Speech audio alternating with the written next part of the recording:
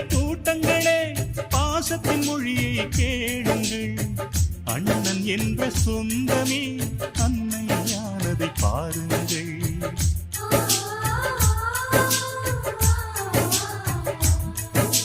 சிலுவைகளை நீ சுமந்து மாலைகள் எமக்கு சூட்டினாய். சிறகடிக்கும் பறவைக்கெல்லாம் வானத்தை போல மாறினாய். விழியோடு நீ துடையாவதா? விழிகள் நனைவதில்லை.